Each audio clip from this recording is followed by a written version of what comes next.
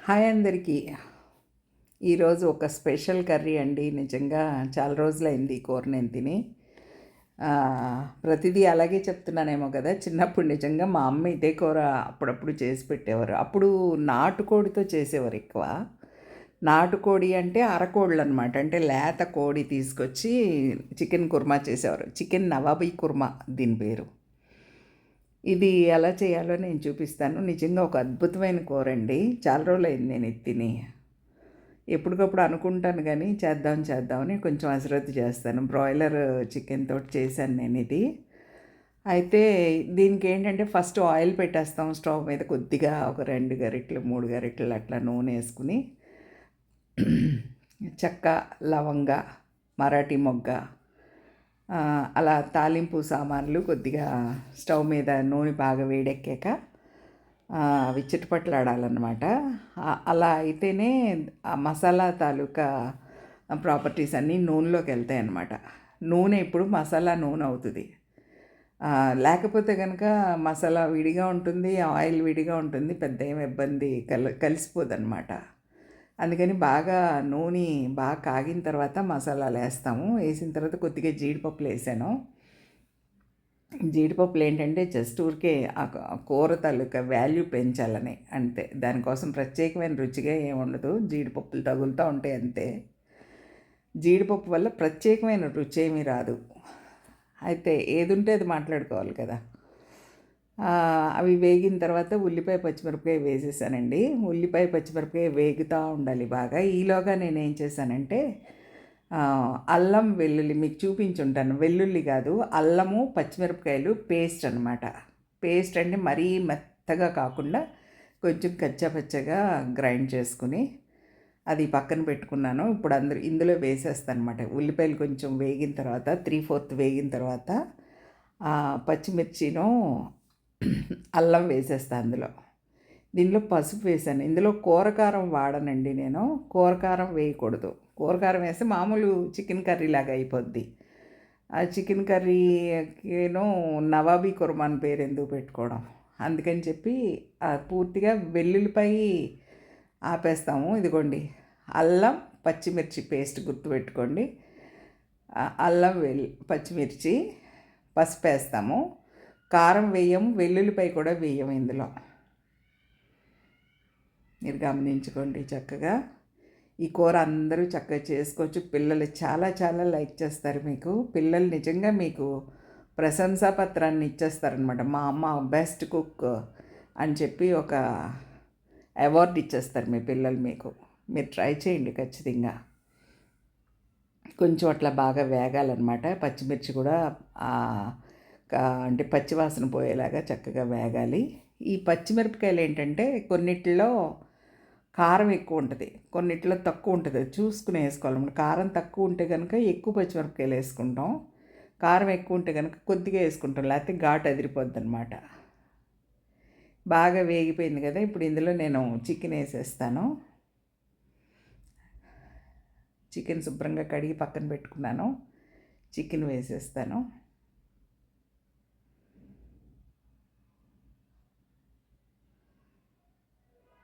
Chicken వేసేసి అది కొంచెం అటు ఇటు చేసుకుని ఉప్పు చల్లుకోవాలి. ఇప్పుడు ఉప్పు వేసుకుని ఇప్పుడు పచ్చినీరంతా బయటకు వచ్చే వరకు కాసేపు మూత పెట్టుకోవాలండి. మామూలే మనం చికెన్ కూరకి ఎలా పెట్టుకుంటాం అట్లానే.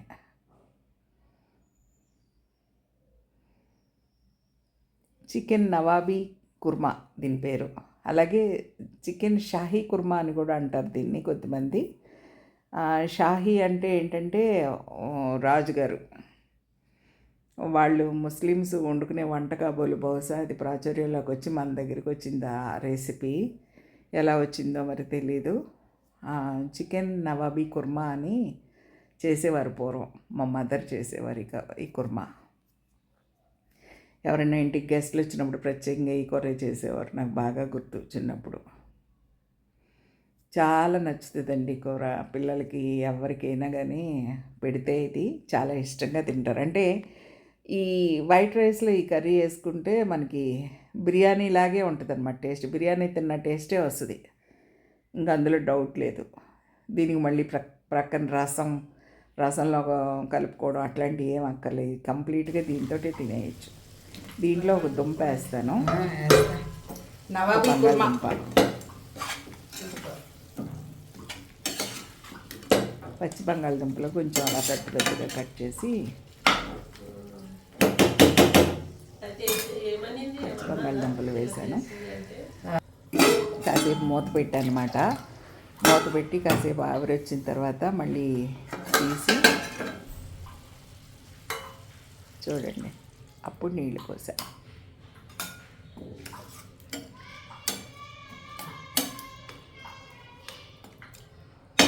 కొంచెం అట్లా ఉడకనివ్వాలన్నమాట నీళ్ళలో. ఇది కూడా సేమ్ నేను ఎప్పుడు చెప్తాను కదా, ఎక్కువ మంది జనం ఉన్నారనుకోండి ఇంట్లో, కొంచెం ఎక్కువ వాటర్ వేసుకుంటాం. సాల్ట్ ఇప్పుడు వేస్తున్నాను.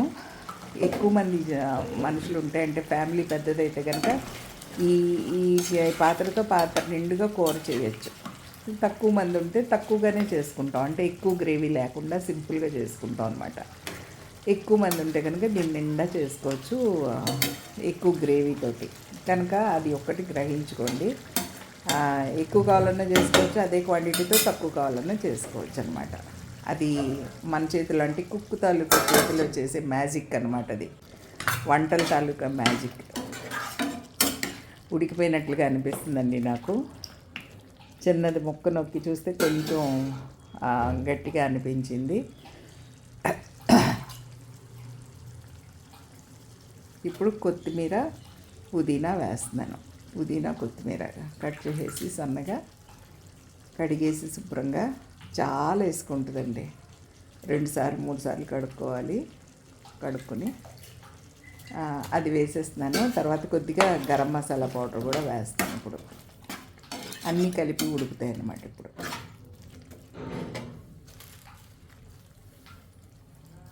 అదిగోండి గరం మసాలా పౌడర్.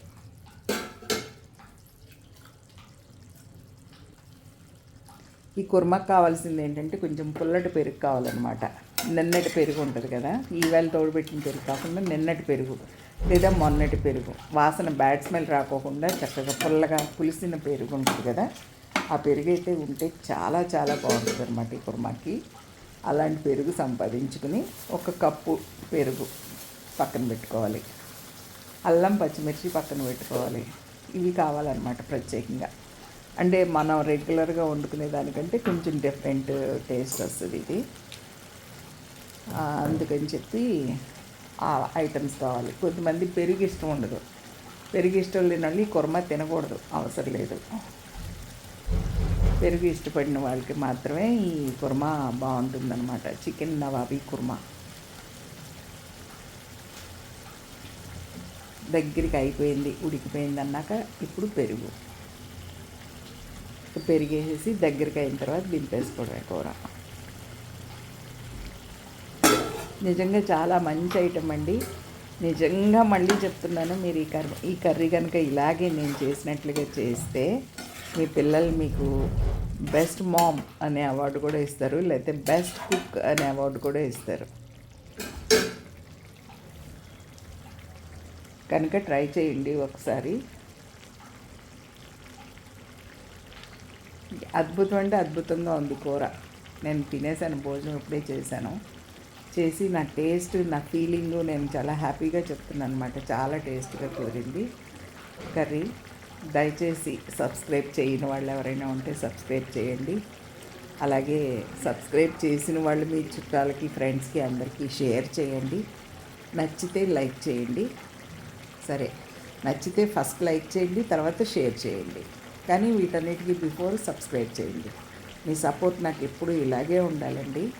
నిజంగా నాకు కొత్తగా వచ్చిన సబ్స్క్రైబర్స్ అందరికీ నేను ధన్యవాదాలు తెలియజేస్తున్నాను మనస్ఫూర్తిగా. నా మీద ఎంతో నమ్మకం పెట్టి మీ విలువైన టైంని నాకు కేటాయించి నా వీడియోస్ చూస్తున్నారు అందరూ. నేను ధన్యవాదాలు తెలియజేస్తున్నాను. థ్యాంక్ యూ వెరీ మచ్ అండి.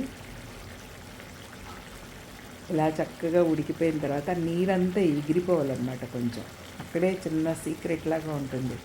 ఆ నీరుగా పెరిగేసి వెంటనే దింపేశారనుకోండి పాడైపోద్ది. అలా కాకుండా నీరు ఎగిరిపోవాలి. అది కొంచెం చూడండి, నీరు ఎగిరిపోవాలి. అదే ఎక్కువ గ్రేవీతో వేసారనుకోండి, గ్రేవీతో వేస్తే అప్పుడు పెరుగు ఇంకొంచెం ఎక్కువ వేస్తాం కాబట్టి కొద్దిగా ఎగరనిచ్చి దింపేసుకుంటాం అంతే. అప్పుడు ఎక్కువ గ్రేవీగా ఉంటుంది. కొంచెం దగ్గరికి చేసుకుని వేసేసుకుని సరిపోద్ది. థ్యాంక్ యూ వెరీ మచ్ అండి. మీ విలువైన కామెంట్స్ని అన్నీ తెలియచేయండి, నాకు కామెంట్స్ రూపంలో తెలియచేయండి మీ అభిప్రాయాన్ని. బ్యాడ్ కామెంట్స్ అయినా పర్వాలేదు, పెట్టండి. Thank you.